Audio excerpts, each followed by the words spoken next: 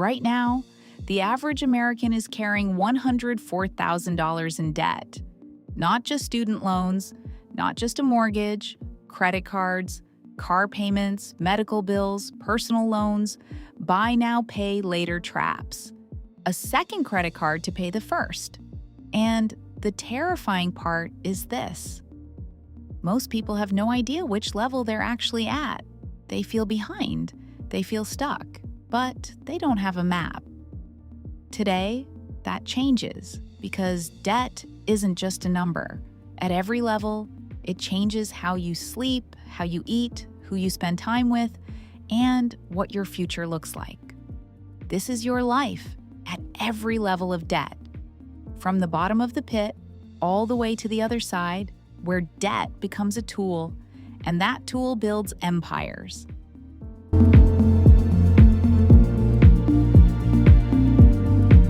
This is payday loans at 300 to 400% APR. Maxed credit cards with only minimum payments going out. Debt collectors calling before 8 a.m., utilities getting shut off, borrowing from family just to cover rent. At this level, the math is working entirely against you. A $500 payday loan, if you only make minimum payments and roll it over, can cost you over $1,800 within a year. That is not a loan. That is a trap with legal paperwork. The psychology here is devastating. Studies from Princeton and Harvard have shown that financial scarcity literally reduces cognitive bandwidth, the mental equivalent of losing 13 IQ points. When your brain is consumed by survival, it cannot plan long-term. That is not weakness. That is biology. The move out of level 1. Stop the bleeding before you think about anything else. Contact a nonprofit credit counselor. The NFCC is free and legitimate. Look into debt validation letters for collections accounts. Many payday loan states have hardship programs that pause interest. Your only goal at this level is to stop the number from growing. One step: stop the bleeding. Level 2 is where most Americans live and don't even realize how dangerous it is. The bills are being paid. Nothing is in collections. From the outside, everything looks fine. But inside the numbers, something ugly is happening. You are paying $300, $400, $500 a month in minimum payments across 3 or 4 accounts. And at the end of the year, the total balance has barely moved. Sometimes it has gone up. This is the minimum payment trap. Credit card companies design their repayment structures specifically to keep you at this level for as long as possible. A $5,000 balance at 24% APR, paying only minimums, takes over 17 years to pay off and costs you more than $7,000 in interest alone. You paid twice for things you bought years ago. The move out of level 2, the debt avalanche method.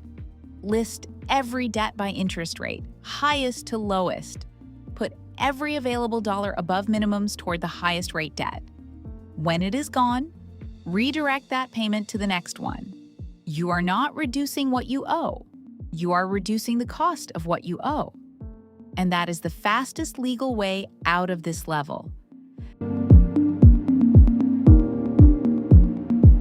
Level 3 is the first level where you start to feel the shift. The high-interest consumer debt is shrinking. You have a plan written down. You know the payoff date. Maybe it is 18 months away, maybe 3 years. But it exists. And that changes everything psychologically. At this level, people typically have some combination of a manageable car payment, a student loan in repayment, and 1 or 2 credit cards they're actively paying down. Total debt is still real, maybe $20,000 to $60,000. But it is no longer controlling every decision. The danger at level 3 is lifestyle creep. As the pressure lifts, the temptation to spend more returns.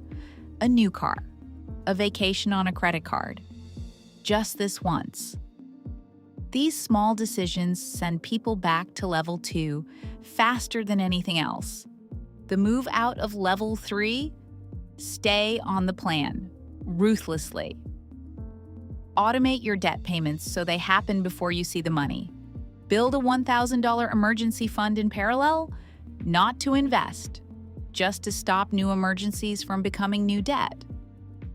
The emergency fund is the wall between you and level 2.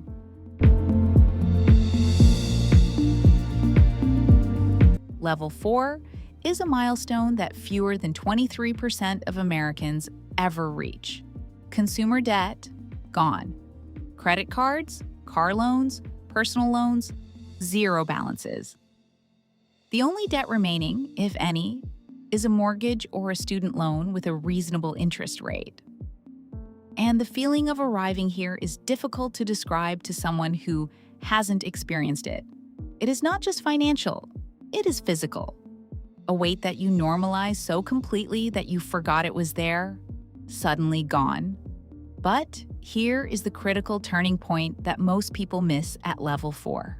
The money that was going to debt payments, that $700, $900, $1,200 a month, now exists as free cash flow. What you do with it in the next 12 months determines whether you reach level 5 or drift back down. The move out of level 4, redirect every former debt payment immediately into investments. Do not upgrade your lifestyle yet, not permanently. Let that cash flow compound for 12 months before you allow a single dollar of lifestyle inflation. This is the wealth building launch pad. Most people only get here once. Use it.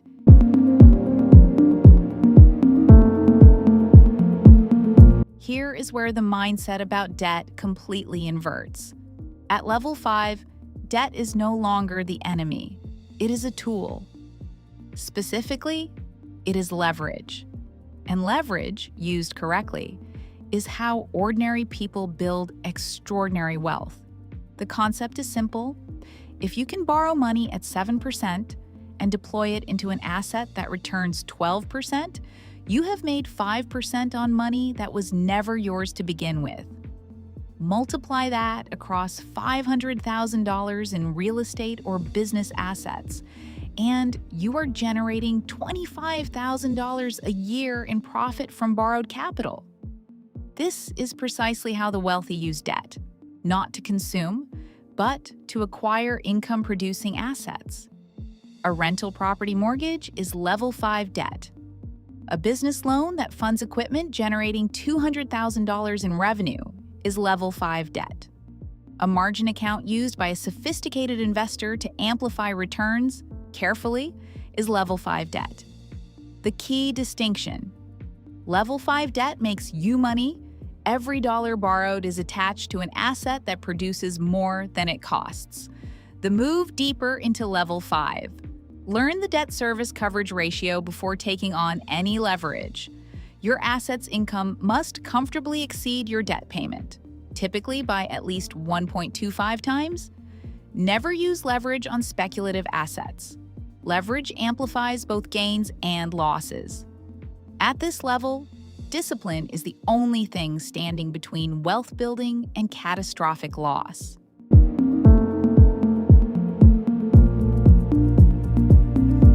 Level 6 is where debt stops being a transaction and becomes an architecture.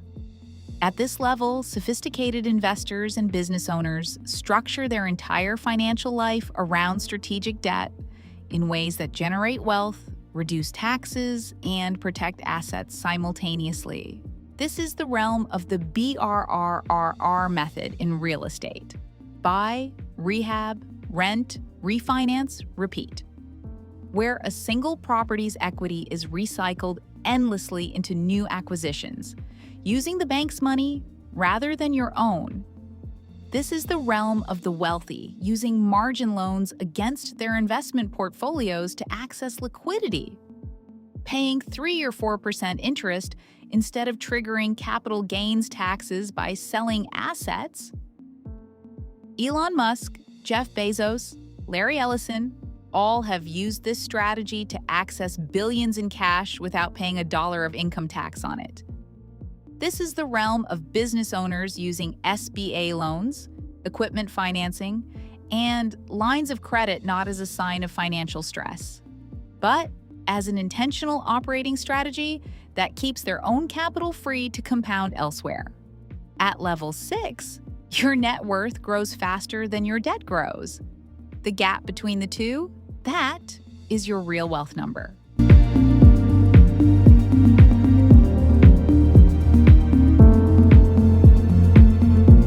Level 7 is where individuals become institutions. At this level, debt is not personal. It is structural. It is carried inside LLCs, family limited partnerships, trusts, and holding companies. Entities that protect assets, minimize estate taxes, and pass wealth across generations with minimal friction. The Rockefellers didn't stay wealthy for over a century because they earned more than everyone else. They stayed wealthy because they built structures that made their wealth self-perpetuating. And debt was always a part of that structure. At level 7, the question is never, can I afford this? It is, what is the most efficient way to finance this while preserving liquidity and minimizing tax exposure? Very few people reach this level, but every single person at level 7 was once at level 1 or level 2. The difference was not intelligence. It was not luck. It was understanding the map and refusing to stop moving up it. If this video gave you that map, subscribe, because next week we are walking through every level of net worth, from 0 to $100 million, and exactly what life looks like at each stop. That video is already up, linked right here. See you there.